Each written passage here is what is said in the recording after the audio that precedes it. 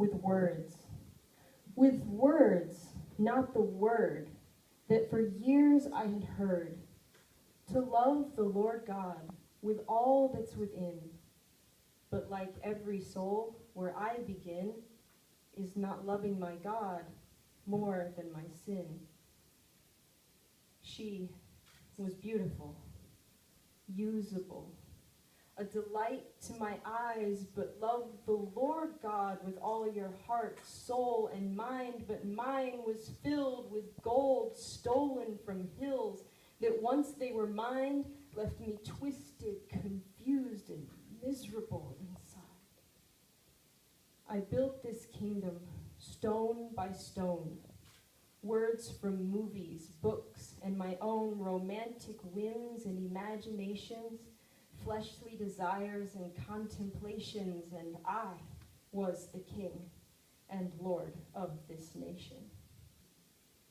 I kept trying to find a girl that would fit, and most wouldn't have me, but then one came in.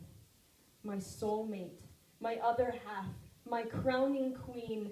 I loved her and she loved me, but it wasn't really love, you see, just emotional rushes and codependency.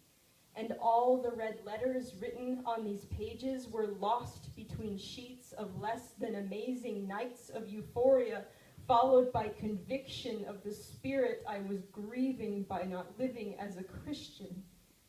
And it felt so good that I ignored the inner warnings, but I could still feel the sin on my skin when I went to church in the morning.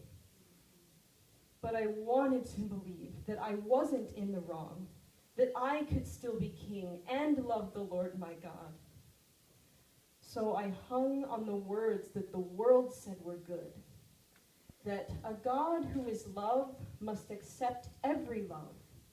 So when we would kiss and when we would hug, I justified it as some kind of cosmic romance. But all of this, just my interpretive dance around all the scriptures, what God has decreed, that man is for woman and she's not for me.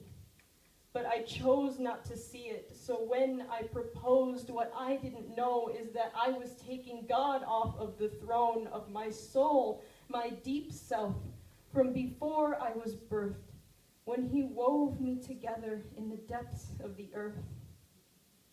He was king over me before Eve bit the apple, before I decided my desire wasn't for Adam.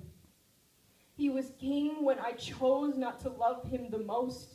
He was king when I walled him off stone by stone. He was king when I twisted his word in my heart and broke the whole law by ignoring small parts and changing his character inside of my mind to make him less scary, less judgmental, less divine. Saying, I'm going to tell you who I'm going to love, and I'm going to decide what you paid with your blood, because I love this one sin, you see. I love it even though it's destroying me. I've made her my life, my everything. But this king loves with a jealous love. So when he decided enough was enough, he moved me to the other side of the world, away from my country, my culture, my girl, and removed from all I had ever known.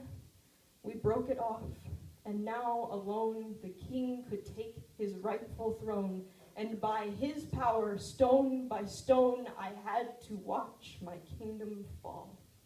Because when I'm the ruler, there's no ruler at all. Until the rightful king breaks in to take back what belongs to him. No matter how deep and depraved our sin, he will work to make us whole again. So after months of grief and pain, a new desire began to reign, to worship the king who gave me life, to gaze on the one who gave me sight, to surrender my crown and my wickedness, like the prostitute breaking through the Pharisee's door to pour her damaged goods all over the floor at the feet Of Jesus, the weeping whore was made an example of who loves the lender more. Because I never could pay the debt that I owe, or drink all the wrath I deserve to swallow, and yet nailed to the cross, Jesus says to me, go and sin no more. Your debt is paid. My blood has ransomed you from the grave. I do not detest you. I am not ashamed to clothe you in my righteousness and give you my name and a place in my kingdom, built by my word, where stone by stone I am building my church, and my glory will sound throughout all the earth and heaven for all of eternity. I died and rose so you could be there with me. I gave you my perfect love, not a fraction, but the whole, and I want you to love me with all of your soul, heart, strength, and mind, because I am your king, and I love you, my bride. So, what else can I say? I'm not perfect, not yet. But I'm pressing towards Jesus because I can't forget the depths of the grave from which I've been redeemed, and with all of my soul, heart, mind, and being, I will love you, my God and my